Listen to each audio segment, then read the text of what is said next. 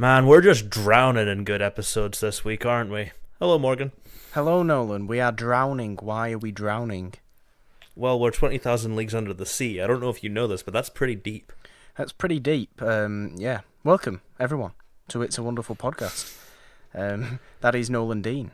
I am Morgan Robinson, and we are very, very deep under the ocean this week.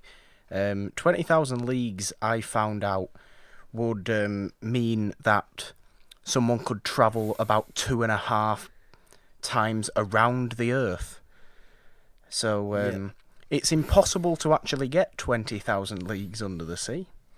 So unless you're Disney in the 50s, but I wouldn't recommend recording from a submarine that length under the sea. I walk outside, I drown. I mean, probably a very bad idea to record in such yeah, and I hate the ocean anyway. Such locations. Why do you hate the ocean? Is it because I'm of terrified. Jaws? It's because of Jaws, isn't it? Yes. It's all down to Jaws. Every time I see the ocean, I hear that theme in my head. I mean, it's understandable. I mean, when did you watch Jaws for the first time? You know, at an appropriate age, I was about 7. Yeah, I mean, it's gonna mess with you then. It's gonna mess with you. Yeah. Fortunately, we're not covering Jaws. I was about to say George. I don't know why I was about to say George. I think this coffee's doing something to me that I've got in my hand right now. Have you been spiking it again? What would I would spike it with? Do you know what is very nice? What? You put a mint in your mouth and then drink coffee. Really lovely. Mint, it's like mint coffee. It's really complimentary, and it's unusual, but I would recommend it to anyone. I've put peppermint essence in my coffee before, but not like that. Yeah, I mean like a full mint. Put a full mint in your mouth, and yeah. But we're not here talking about this. Is not coffee talk or mint talk. This is It's a Wonderful Podcast where we discover older movies and talk about them in a bit of a ridiculous way for roughly an hour. Yeah. Another book adaptation from you, Nolan. Are you surprised? You're on a long streak now of book adapt. I'm not surprised, but I was pleasantly surprised by the movie. I must say. I was pleasantly surprised when I found out who was behind the movie. Because this is not something I would have expected Disney to be doing. I mean, this was Disney's first. I think this was Disney's first live-action movie. And they did want to do it as an animated movie before they put it to live action. And I also know that it was Disney's first movie distributed by Buena Vista, who are, of course, Disney's distribution company. All previous Disney films had been distributed by RKO. So there's another little piece of trivia for 20,000 Leagues Under the Sea. Mm-hmm. I mean, I don't know. It's a weird. You don't expect to see people like Kirk Douglas and James Mason and Peter Lorre in a Disney movie, though, so it's weird. Yeah, but that's kind of part of the fun of it for me. Peter Lorre, Peter Lorre makes me laugh so much. He said that the squid was taking over his role,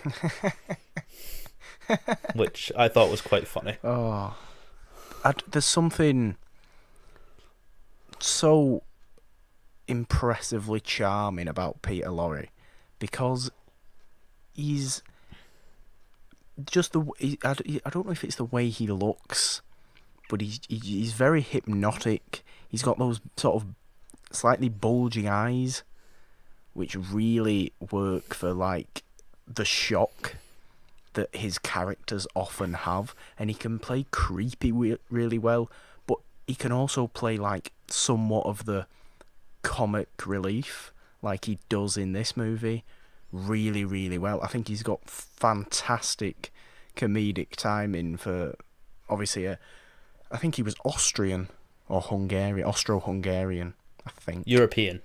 Certainly, yeah. Certainly a German native speaker, I believe. So, yeah, it's great. Anyway, Peter Lorre is just one of the four main people in this, and two of the others are James Mason, who we know well from the A Star Is Born episode, and Kirk Douglas, who we know well from last week. Yeah, the Lost Star Is Born episode. The Lost Star Is Born episode. I forgot we actually never released that, did we? No, that's just It's a wonderful trivia for you. I forgot we never released that. I completely forgot.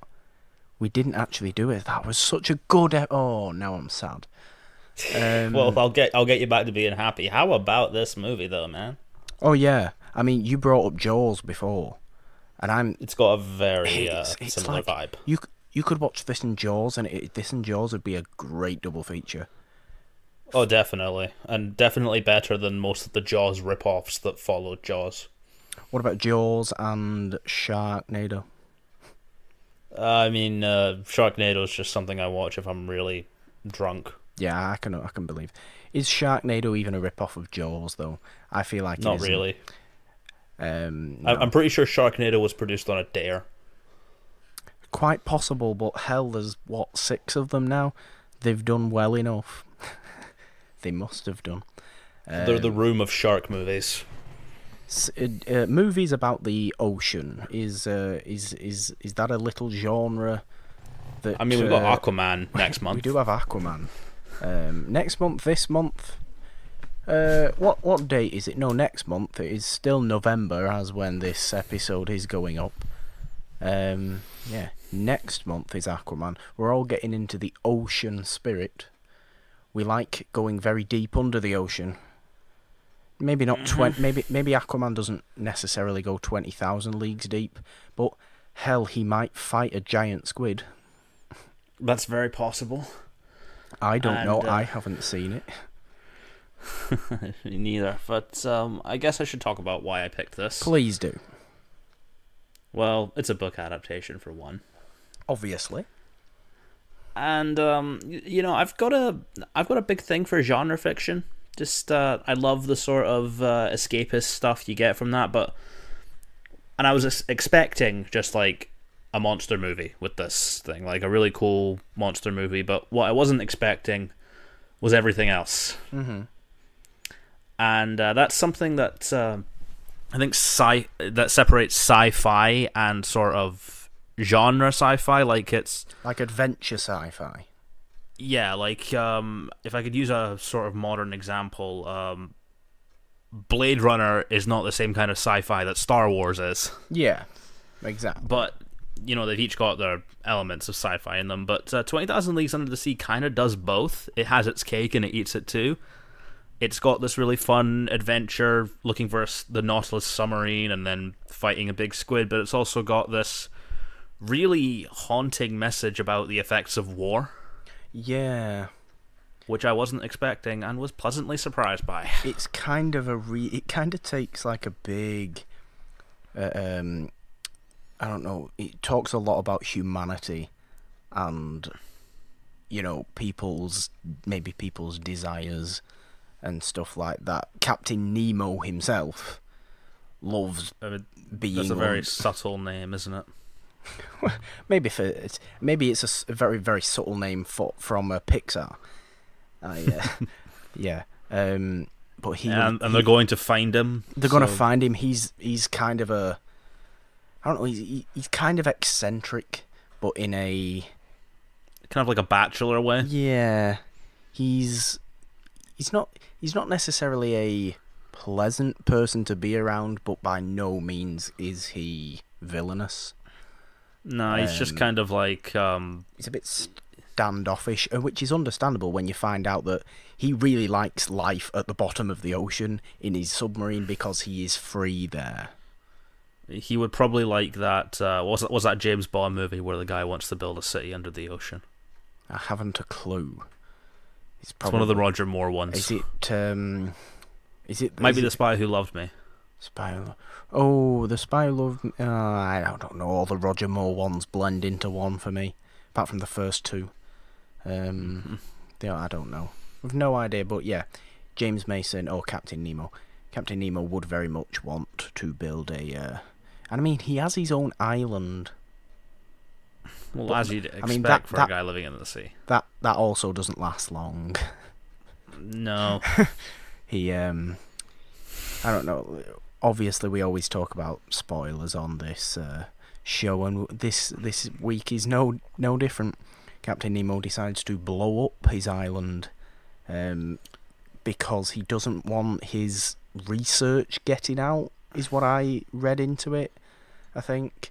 Now, I don't know how necessarily we're supposed to read into that, because... It's kind of like a colonialism sort of thing.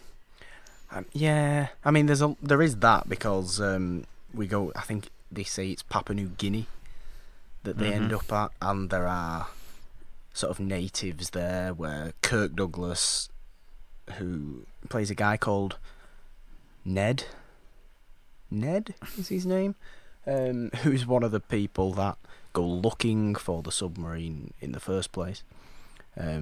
He doesn't get on with Captain Nemo very well. Well, you can imagine two strong personalities like that, they're going to clash. However, he does play the guitar very well. Especially when it involves a sea lion. Yep, I also did enjoy that scene at the beginning where he was playing the song. Yeah, that song has been in my head all day. Oh, what a fantastic musical number that is. Disney, you know, good on you, Walt. You're knocking it out the park with your first live action movie as well. Yeah, I don't know. I love Kirk Douglas dancing around playing the guitar, especially in contrast to last week's Kirk Douglas movie. Oh yeah, he wouldn't be playing the guitar at all. Kirk Douglas in this movie is very much... He's kind of a happier person, but I don't know, maybe he's just more of an energetic person, and certainly a less villainous person. He's definitely the hero, really. Yeah. Of this story. And something I do want to mention, just from the opening shot, the colours in this are beautiful. Glorious Technicolor. That bright green underneath the dark ocean, I was just in awe of that for a couple of minutes. Yeah. It's I actually read about this as well. I want to get your take on this. Is that the novel obviously wouldn't have gone into this. I don't know exactly when Jules Verne wrote the novel, but it published, 19th century, late 19th century at some point. But this movie, this adaptation, is of course from the 50s, and there's kind of a little... I mean, maybe it's not little, maybe it's sort of plainly obvious, but in the background, some sort of message on nuclear power. Because, not only the green of the submarine sort of eyes, but that explosion at the end. I mean, you thought the Jaws explosion was big. Yeah, I mean, it looks like a nuclear explosion. It just looks like a nuclear explosion. I think, and I may be completely wrong, I don't know. I think that with the time that this came out, 1954 was this movie, and these just sort of little hints to it, it makes sense to me that Captain Nemo had discovered nuclear power, and that's what he was destroying at the end, because he didn't want to, see nuclear power go out into the world. And that is purely this adaptation. I mean, I haven't read the book. Obviously, I haven't read the book, like almost all of these book adaptations we do. But, what's your take on that? I like that because it sort of plays into the idea I had about Captain Nemo, where he mentions that his family was taken away from him because of war, and then as a result of that, he retreats down into the ocean. But then I think the squid sort of represents like the war of the ocean fighting back, like don't come into my territory with your problems kind of thing. Yeah, I like that. I never thought too much about the squid, to be honest. It's like the big spectacle, but it's not like really what the movie's about. It's just a cool little thing added to it. It's really not, and I always thought, I mean, naturally, I always thought that 20,000 Leagues Under the Sea was, oh, let's fight the squid, let's search for the squid, all movie, or all book. You thought it was Jaws, but with a squid. I thought it was Jaws with a squid. It's not Jaws with a squid. The squid just happens to be there, and yeah, like you say, the squid could represent this sort of, whoa, hold on, this is mine. Don't bring your problems down here. I'll just, sink you. Well, you can't really sink a submarine, can you? It's already sunk. No, I'll just destroy your submarine. Destroy your submarine and kill you all. It's like the ocean can be really cruel. Like, there's a lot of wonders to the ocean, and I kind of like the way James Wan describes this when he's talking about Aquaman. He's like, the great thing about the ocean is that, yeah, it can be terrifying, but it's also got this sort of otherworldly element, because we've never gone that far into the ocean in real life, and, for a creator, that's like an artistic canvas. You can just paint whatever you really want on it, and they do a really good job here. There could be anything in the ocean. Aquaman could exist somewhere, Nolan. We don't know. We haven't explored anywhere near half. I do believe Atlantis exists. I'm one of those guys. I would love that though. I am down for the idea of Atlantis, because I'm someone who completely legitimately believes in ghosts and the spiritual. So why the hell wouldn't a city under the sea exist somewhere? How can we prove it doesn't? I think there's more proof that it does. If you really look into Atlantis and where it could be and all that sort of stuff. I don't know. Maybe I'm a crazy guy. But put it in the comments if you believe we're crazy. Maybe I'm a conspiracy theorist. But quite possibly. I'm not saying no to the possibility of Atlantis. I just looked at the trivia, and your idea about nuclear power has been discussed. Cool. I might be onto something then. I don't know. Yeah, it just made sense to me. That all these little hints and little parts that were just coming together, and I'm thinking, wait a minute, this is what this is kind of about, isn't it? And I like how they can update the novel to reflect the times like that. Yeah, I mean, I don't know if you've read the novel, but I would like to know, like, what that element in the novel is. Is it presumably coal or something like that? Is it another sort of energy? I don't know. All I know about the novel is that Nemo doesn't die in it. Oh, okay. Now, he actually goes on to be in the sequel, Mysterious Island. Fair enough. There's another bold adaptation choice from Disney. But this was like a pleasant time where Disney didn't want to turn everything into a franchise, so they just let this be a standalone. Speaking of Disney franchises, I was going to bring this up before we went on to something else. When Kirk Douglas goes onto the land of Papua New Guinea and all those natives chase after him, how much did that remind you of that ridiculous scene from Pirates of the Caribbean 2, The Dead Man's Chest? Oh, Jesus. That is quite accurate. It is. That's like Disney, like 60 years later, going, we've done this before. We could do this again. And just having a bunch of natives chase the lead down a beach. I don't know. Again, everything seems to come back to pirates movies with me these days. I think I mentioned it in Lord of the Flies. I definitely mentioned it in Captain Blood. I think you definitely mentioned it last week too. Did I mention Pirates of the Caribbean when we were talking about the Vikings? So I think there was maybe some kind of link between them. I don't know. What is it with me and Pirates of the Caribbean? I don't know. Maybe I just like pirates. Okay. Maybe I want to be a pirate. Okay. Maybe I want to be a pirate, find Atlantis, and do all the weird conspiracy theory stuff. Basically, you want to become Long John Silver. No, because I don't want one leg. I like two legs. Alright, well, if we're going to talk about this, we can't just not talk about how great that squid scene is, just from a technical aspect. It's very true. It's, like you said before, it is the real spectacle of the movie. It's the sort of It's not necessarily the climax of the movie, but it's sort of the action climax of the movie. Yep. It is great, rightly so. I think this movie won the Oscar for special effects Oh yeah. in 19, for 1954. The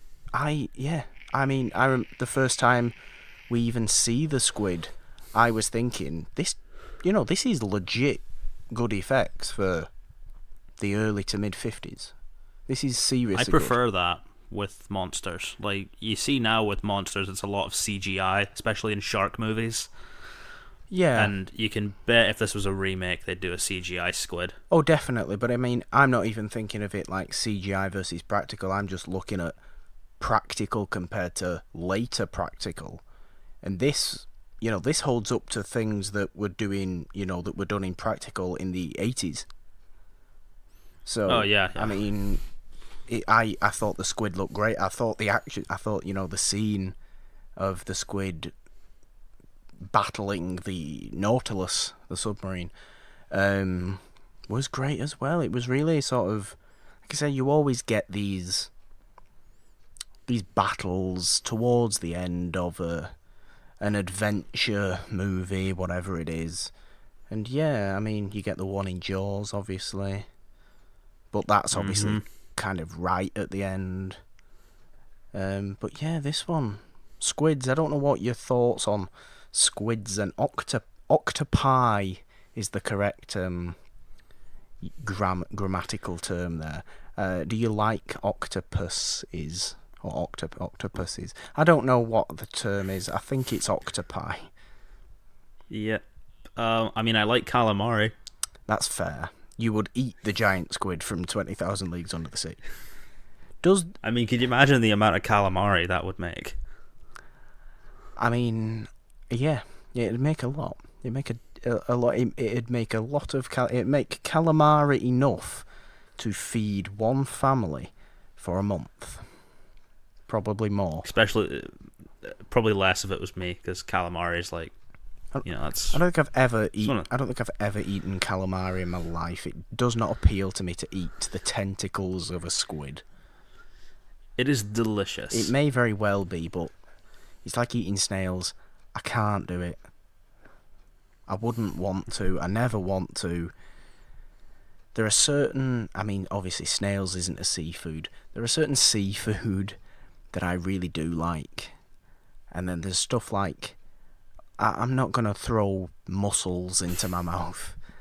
I'm not going to eat squid or eel or... Oh, you're missing out with mussels, bro. Oh, seriously. The goopy nastiness, half liquid... Ugh. No. They're very healthy for you. Yeah. Do you know what else is healthy? Salad. Salad's healthy. I'll just have a salad. I'm happy. Is your like experience with seafood limited to the chippy? Not limited to the chippy. I mean, admittedly, mainly the chippy. But I like fish in most forms. I don't know. Seafood's not my favourite though. Seafood isn't I would never choose to go to a seafood restaurant, for example. I mean, that's fair. It's not for everybody. It's not for everybody. No, I don't think it is. This movie, however, can be enjoyed by everybody, as it is, of course, a family film. And people say like there's something in it for everyone. I really believe that with this. You've got sort of the cool commentary about colonialism and the effects of war. You have some pretty fun banter between the three leads. Oh, definitely. Cool adventure aspect. Some great cinematography and like taking you to another world. And you have a giant squid battle. What's not to like? And I mean, like we said before, I mean, look who these three main leads are: Kirk Douglas, James Mason, Peter Lorre. I know there's the other guy who I've never seen before. I've never heard of. I forget his name now. Who plays the professor? You might as well forget about him. He's decent. He's obviously not got the star power that the other three have. No, he does not. And yeah, James Mason's voice is. I remember saying this in the Lost Star Is Born episode. James Mason's voice is really. It just really grips you. You know, I get that. It's an unusual voice because it's kind of slurry, but it's just like this guy's got really something to say right now. I can't imagine, someone with James Mason's voice ever waffling or saying more than he needs to. He says what he needs to say, and he gets out. To use a term that the late great Stan Lee always used to say, "Nuff said," is what I get from James Mason. But yeah, he's got this kind of half slurry quality to it. I think a James Mason impression should be something I should work on. Perhaps. Well, yes. Perhaps next. Maybe there can be an extra thing if we do a James Mason movie again. If we do another James Mason movie, perhaps I will crack out my new and improved James Mason impression. Speaking of things we are cracking out after a while, Nolan, I think we have some inductees into the Mustache Hall of Fame this week. We do. The crew. And who are we inducting? The entire crew of the Nautilus. Is there enough room for all yes, of them? I mean, I'm going to have to make some more calamari. They can all go in. I don't know any of their names. The whole crew of the Nautilus, of course. Basically, anyone who isn't the main cast and the first mate. I believe squids actually have mustaches too. No, the squid's not going in the... No, not appropriate. Not appropriate. No room for violent squids in the Hall of Fame. We don't want that. But yeah, I'm happy to have every single crew member of the Nautilus in the Mustache Hall of Fame. We might need the squid because that's a lot of mouths to feed. I mean, when you have the Mustache Hall of Fame banquet, I don't. We might put some gumbo on the menu with that squid. Nolan, I mean, if we start in putting animals in the Mustache Hall of Fame, what's next? Do we put the Lorax in? Do we put the Lorax in the Mustache Hall of Fame? What's next after that? Just madness. Just insanity. We don't know what's happening. But yeah, more Mustache Hall of Fame inductees. Yay! I really should write a list of all of them. I really should. Oh god, you'll be out of that for a while with that crew. No, I really should, because I could just put the entire crew, and they could have their own plaque. Where is the Mustache Hall of Fame? Because like every Hall of Fame, like the Baseball Hall of Fame is in like somewhere in upstate New York, and the Basketball Hall of Fame is somewhere else. Where's the Mustache Hall of Fame? It has to be an actual building with signs and a bit of a museum. Where is it? Buckingham Palace. In Buckingham Palace. So nobody can actually visit. People have to visit. Well, they can if they have mustaches. That should be a rule. That's a fantastic idea. That's the best idea you've ever come up with, and you've wrote a book. That is a phenomenal idea. Yes, I'm all about that. Right, only people with mustaches can enter the Mustache Hall of Fame. And for the women, we will accept fake mustaches. Yeah, like in Monty Python, like in Life of Brian. Yeah, you just wear a false beard and no, in fact, only people with mustaches and all women and children. Fair enough. And children. Men without mustaches are not eligible for entry to the Mustache Hall of Fame because, quite frankly, sir, grow a mustache. That's what I'll say. I say this having a full beard, not a mustache. I feel bad for the poor, unfortunate souls who cannot grow mustaches. I mean, they can wear a false... We do have false ones for sale at the gift shop for £10. Fair enough.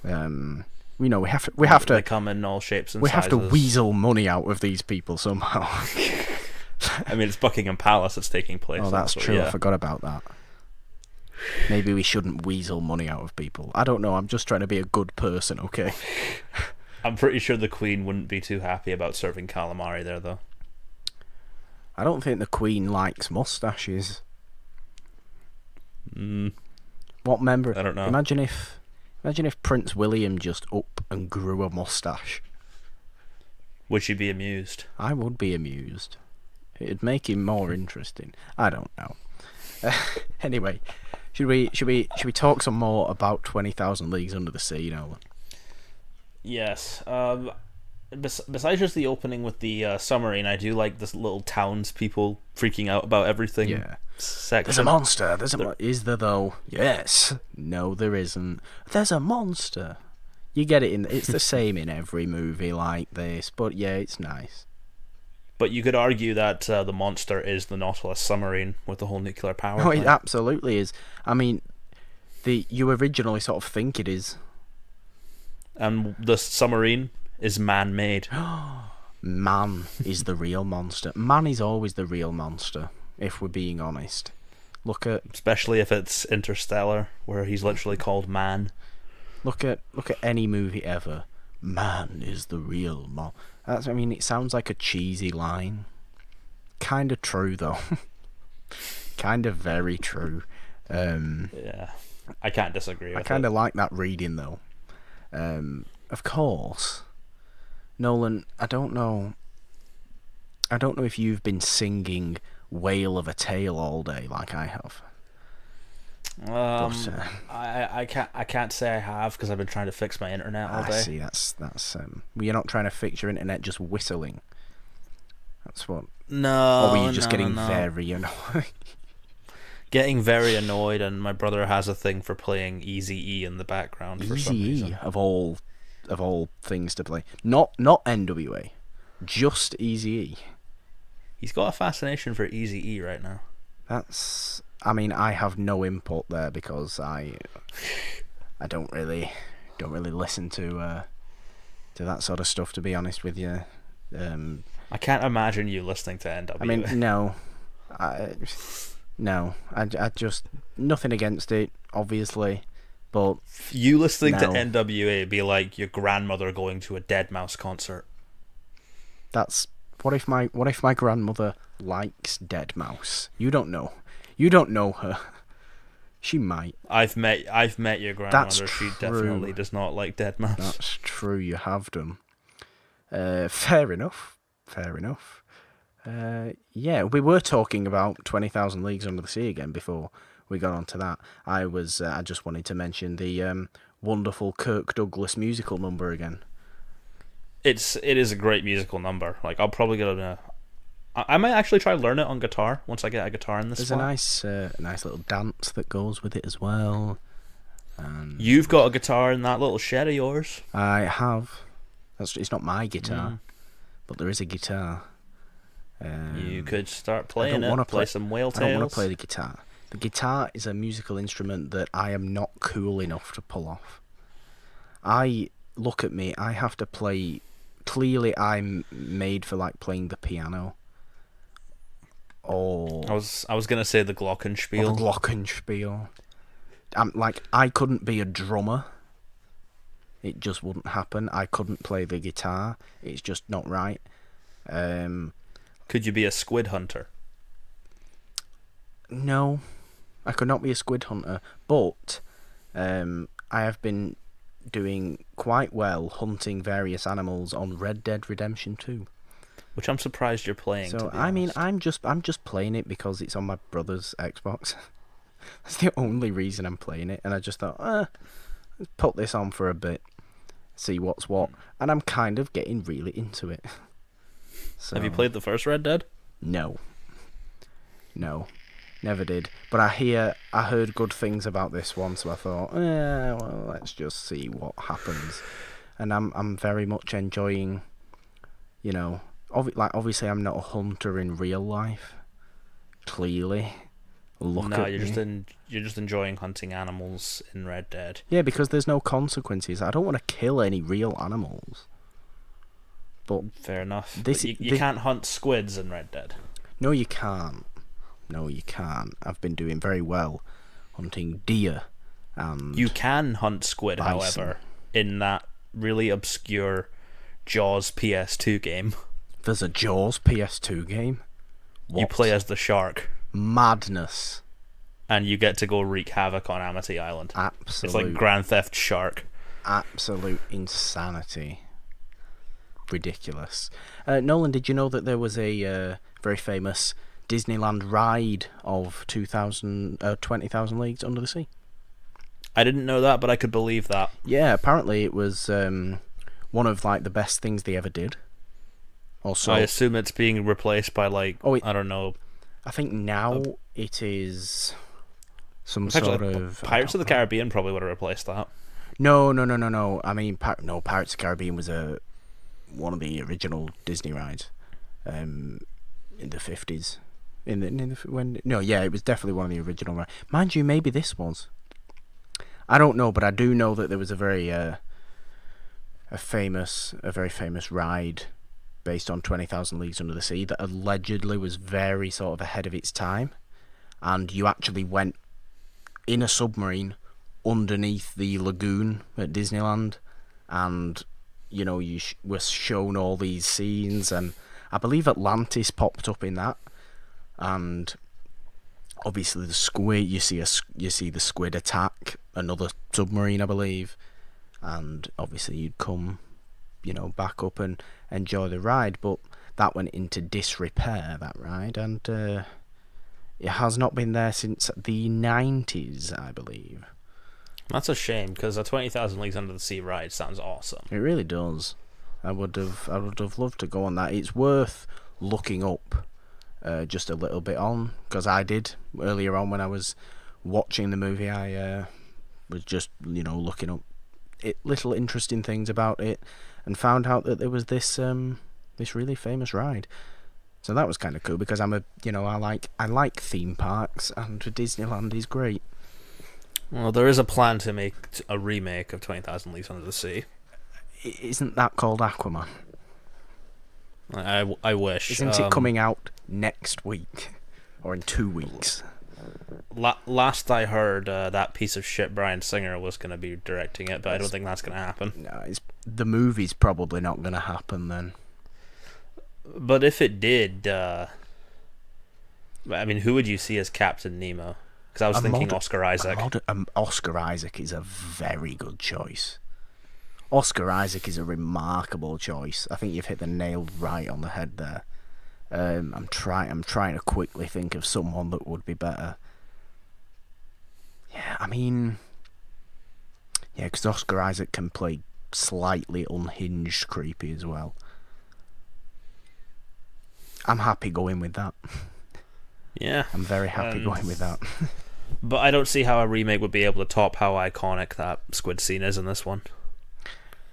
No, I mean, maybe that's why, I haven't ever heard of another 20,000 Leagues Under the Sea movie. Ever. And it's kind of I don't know if there has been, maybe this is just me being ignorant, I don't know. But there's definitely been a lot of radio adaptations. See, I could believe, yeah, okay. That's fair. I think this would play well on radio, because there's not, it's very dialogue based, because there's only obviously 4 real main characters, and they're just sort of talking to each other in a confined space. Great. Perfect for radio, perfect for stage, if you wanted to be on stage. I mean, the squid scene might be a bit elaborate, but you'd have this puppet or whatever. Yeah, I think that works really well. But yeah,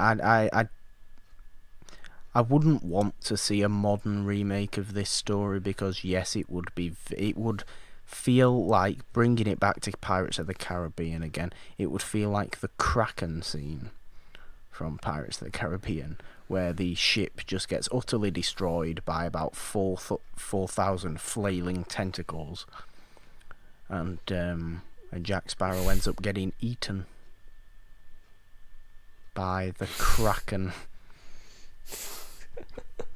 And I don't want to see people. No, yeah, please, no, please you talk. Please you talk to save me from delving into madness. All right. Well, after seeing this movie, it's made me curious to check out the book. It's a Jules Verne classic. I imagine it'd be quite cheap to get. I imagine so. I mean, what else did Jules Verne do? He did other things. No, that's Gaston Leroux I'm thinking of. No, I was thinking The Time Machine, but that's H.G. Wells. Did Jules Verne do Hunchback? Or was that Gaston Leroux? I believe it was Gaston Leroux. Gaston Leroux did Phantom of the Opera. I don't know what else. Still Jules Verne reading did. Phantom of the Opera. Let's search it. Obviously, I know Jules Verne did this, and I knew Jules Verne did this years ago when I first heard about Jules Verne. Oh, he did Journey to the Center of the Earth. Journey to the Center of the Earth. That's the one. So yeah, he's kind of, and Around the World in 80 Days. There you go. He's kind of like, he likes this sci-fi adventure vibe then. Very much so. And he's, I didn't know he was French. Yeah, Jules. Captain Nemo's French. That makes sense. Technically. Writers write what they know. Good on you, Mr. Verne. I mean, really, they should be referred. They should. Obviously, it's Hollywoodized. Hollywoodized is a fantastic word that I've just come up with. So everybody speaks American. Really, they should be calling Captain Nemo Capitan. And Capitan Nemo, hello there. How are you doing today? Why do you sound like a romance audiobook right now? Because this is my impression of Pepe Le Pew from Looney Tunes. Oh, Jesus. It is a shame that Pepe Le Pew is a complete sexist and very aggressively deviant skunk. You know what? Keep this accent up because I want you to sum up what you think of this movie in that accent. Okay. Here we go, guys. 20,000 Leagues Under the Sea. Oh no, I am turning my accent into something I do not want to turn my accent into now. I am going to try and stick with this one. 20,000 Leagues Under the Sea is a very fun adventure movie with scientific elements and a very nice subtle nuclear power commentary that is adapted from some other industrial commentary from the book. This is not a French accent anymore. I don't know what's happening. You sound like a gourmet chef. I suppose that's a good thing. All gourmet chefs are French. I have now gone far too breathy, and I don't want to stop doing this accent though. I'm just going to keep going and try and salvage something.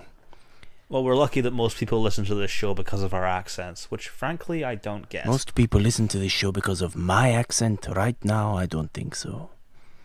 No. That would be a very, very bad idea. There's definitely some people creasing with laughter right now. I mean, that is my goal in life, is to make people smile. And it is not, however, Pepe Le Pew's goal. It is. You should try using that voice to meet women. It is.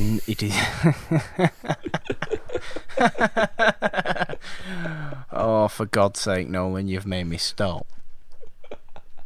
Back to the accent. It is not, however, Pepe Le Pew's goal to make people happy, as he's a creepy person. Skunk. He's a skunk. I do not like Pepe Le Pew. He's weird. Even though, technically, I am currently Pepe Le Pew. However... This is the best thing that could have ever happened. However, I just wanted to make the point that Captain Nemo and his crew are French, and decided to be weird for a little while. Point made. Yeah, point made. That was very much not a French accent. I'm sorry to all of France. I have one thing to say to that. Okay. Sacré bleu. Vive la France. Right. We've finished. Finished with the French. Finished with the French. No more French. Please, God, no more French. I just wanted to talk about the movie. And you summed it up perfectly. That's all I wanted to do was talk about the movie. What did you prefer Kirk Douglas in this or in the Vikings? I preferred his character in the Vikings. Preferred his character in the Vikings, but did you prefer him? Well, it's a difficult question because like I prefer villain roles. Okay. I mean, and this movie doesn't really have a villain per se because I see Captain Nemo more as an anti-hero. Captain Nemo is he's a damaged sort of He's not a villain. There's no the ocean is the villain. The squid is the villain. She is a cruel mistress. If anything, the submarine is the villain. Which is then man-made, therefore man is the villain. Yeah. Back full circle. Back full circle, we love it. Yeah. Kirk Douglas, though, like I said last week, he is very good at playing the sort of aggressive hero, because he's very explosive in his performances. Like, he's very sort of stern. Like, he can be happy, as we see. We see him playing with a goddamn sea lion in this movie, and playing the guitar to him, or her. I think the sea lion is called Esmeralda, if I remember right. Which is fair enough. There's a sea lion in this movie. They have a nice song and dance. Cool. Which is really wonderful. It is. It really is. But yeah, Kirk Douglas to me is always very sort of stern-faced, and then stern-faced, and then stern-faced. But then when he needs to be, he will just shout and throw punches at people. He's a 50s movie star. That's pretty much the vibe I would get from him. He's unlike others, though. He's really unlike others. Like, if you look at the 50s, even someone... Okay, let's think of a really sort of masculine American movie hero from the 50s. You're looking at someone like John Wayne. Yeah, that's where I'm at. John Wayne was not an explosive actor like Kirk Douglas is.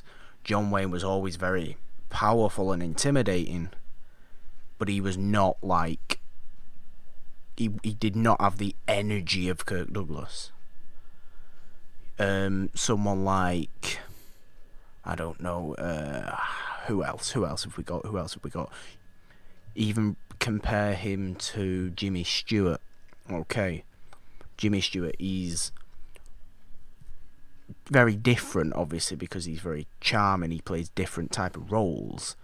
But even Jimmy Stewart doesn't have quite the explosiveness in terms of being able to stay relatively, not monotone, but on a certain level of anger throughout a movie, and then just go bang right at the end, or whatever. Who would you say is the modern day equivalent to Kirk Douglas, since we've done 2 of his movies now? Modern day equivalent to Kirk Douglas. Oh, it's a difficult one. I mean, who do we know who's like that? Who do we know? Somewhat calm and then explosive. Who do we know who's able to just go through a movie, being calm, just getting slightly sort of annoyed at everything, and then just in one scene, just go full blown, shout, fist out, punch, bang. I mean, my mind's going to Jake Gyllenhaal. Very accurate, because he can do that. That's good. Yeah. Kirk Douglas is very much obviously the traditional movie star compared to someone like Gyllenhaal, who's kind of kooky and weird. Yeah. But yeah, I really appreciate Kirk Douglas for being like that. It's why I like him as an actor. I mean, yeah, it's just why I like him as an actor. He will also be... It's fortunate that we have done 2 Kirk Douglas movies back to back, because at the start of December he will be celebrating his 102nd birthday. Well done, Kirk Douglas. Which is maddening. Do not buy 102 candles. That is a fire hazard. It is, and I don't think he could blow them out at this age. He could, I mean, I don't know. I know Kirk Douglas isn't in the best of health. I know he had a stroke. Unless you and want such your things, birthday cake with extra saliva, don't get him to blow the candles out. I mean, I don't think he's, that incapable. I mean, he's still pretty capable for an 102-year-old man who has suffered a stroke in his relatively recent life. I just imagine Kirk Douglas there celebrating his 102nd birthday with his great-great-grandsons. There's Michael Douglas there with his grandsons. Does he have great-great-grandsons? I don't know, I imagine so. You would think he would Douglas at that family's age, pretty but big. Who's Michael Douglas's kid? I don't know. Oh, Does Michael Douglas... I think his kid's an actor too. Is he? Have I just completely messed up the Douglas family tree? Yeah, I think he's like a lesser known actor though. I don't know, I'd have to check. I don't know. We've kind of failed with that point, but hey, well. Well done to the Douglases. Well you done. guys are a good family of actors. Yeah, you and definitely. Who's another family of actors? The Skarsgårds, maybe. Well, there's everyone. The Skarsgårds. You can go the Fondas, who are great. There are plenty of other ones that, for some reason, my mind is just losing me on right now. The Wayans, not the Wayans.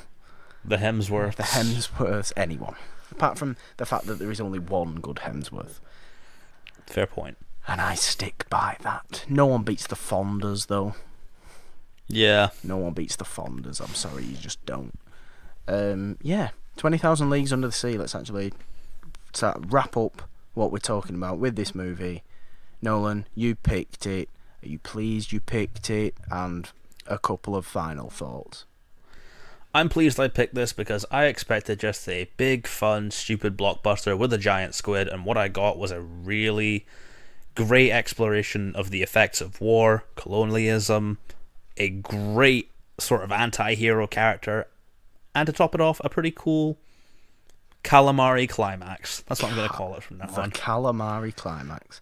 I think that's a perfect way to wrap up our discussion of Walt Disney's 20,000 Leagues Under the Sea, which I will actually mention is also the same director as we had last week as well.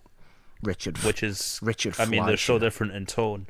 Richard Fleischer, who was, I believe, the son of Max Fleischer, who was one of Walt Disney's biggest rivals.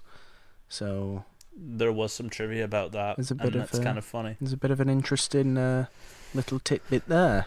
But that will do it for our discussion of 20,000 Leagues Under the Sea, 1954. Nolan, what's been going on? What have you been up to? Have you been up to anything? Have you started Christmas shopping? Well, it's too cold for me to walk to the Christmas store. I understand that it is not warm. Yeah, no, we usually start Christmas shopping in December because I get paid on the 5th. That's fair. That's fair. Do you like Christmas though? Are you a Christmas fan? I enjoy parts of Christmas. Parts of Christmas. I enjoy the eggnog, the spending time with family angle, the music, the forcing myself to be my mother's sous chef, the Christmas tree, the decoration. Christmas trees are messy. I don't think you like Christmas very much. I'm not looking forward to doing the Christmas movie I have planned, which I will reveal in another episode. I do enjoy Christmas quite a bit. Good. That's all I wanted to know. Oh, we can't forget mulled wine, the greatest Christmas drink of all time. I thought you said you liked eggnog. What's better? Eggnog's up there, but mulled wine is just something else. I'm still not keen on warm wine. I don't. I'm just. If you go to a Christmas party like at a Wetherspoons or something, just try a little cup of it, and your mind will be blown. I mean, I do like wine. I do, but I don't know. Maybe I might actually make some. Put it in my slow cooker. You go ahead. You go ahead and make some mulled wine. Don't let anybody stop you. Don't let anybody tell you you're not perfect. It's very inspirational. I've decided to be very inspirational today. Guys, to stop myself just going off on complete nonsense once again, I decided to pretend to be Pepe Le Pew for a couple of minutes this week. I had a really nice discussion on 20,000 Leagues Under the Sea, another discovered movie on It's a Wonderful Podcast. I will get this right this week as well, because I got it wrong last week. I said last week was episode 32, and this week is episode 32. I got it wrong in the episode and then felt like a fool afterwards. So, episode 32, 20,000 Leagues Under the Sea, 1954. Guys, you can find the podcast on Twitter at It's a Wonderful One, with a 1, a number 1. You can find and subscribe and download on all the audio podcast networks you could possibly wish for, or at least I think, because we are on Apple Podcasts, we are on Spotify, Stitcher, Castbox, Podbean, and probably some other places too. But yes, don't forget to leave a nice 5-star review on Apple Podcasts, on iTunes, and we will read it out with a massive thank you on the show, and it'll all be very nice, and it's nice to support people. We always try and support people as much as possible. It's just nice to do that. It's nice to create a community in whatever you do, and yeah, that's all very nice. But also you can find me personally on Twitter at The Purple Don, with a 3 instead of the E in the, because 3 is the magic number. Nolan, you can find on Twitter at NolanDean27. You can find me on Instagram at The Life and Times of Nolan Dean. Again with the Instagram. Stop it. And you can probably find me on Twitter just talking about random stuff, and weirdly enough, I have been watching another water-based TV show this week. I've been watching The Sweet Life on Deck. But this transfers over from last week, when you were binging The Sweet Life of Zack and Cody. You have now decided to binge the spin-off show The Sweet Life on Deck. Have you got to the episode where they crossed over with Wizards of Waverly Place yet? Yes, and it was glorious. Wonderful. Oh, dear. Although I have noticed something about it that kind of bothers me. What? Cody treats Bailey like absolute shit. Bailey, he's a terrible boyfriend. Bailey's Debbie Ryan, isn't she? Yes. Yes, okay. And Cody is a terrible boyfriend. That's funny. I'm sorry. But I do remember watching that show. Just as well, Mr. Mosby is always a sex god, as he should be. That's disturbing. I don't appreciate that at all. Mr. Mosby is beautiful. Mr. Mosby is an aggressive man. He is a wonderful man. No, he isn't. He cares about them all. No, he doesn't. He's the villain. He is the villain. You can't... He's the father figure. He's like the Mr. Feeney of this show. Okay. Sure he is. Sure he is. Sure, he annoys literally everyone. Although I must admit, I always did like watching him. Anyway, guys, that is going to do it for another wonderful episode of It's a Wonderful Podcast. Episode 32. We will be back with episode 33 next week. Have I decided what we're going to do? I think I did decide what we're going to do, and I haven't told you yet. So let's end the episode with what we are going to do next week. I should remember this, but for some reason I don't. Oh yeah, I picked The Women from 1939, a George Cukor sort of comedy, like a romance comedy.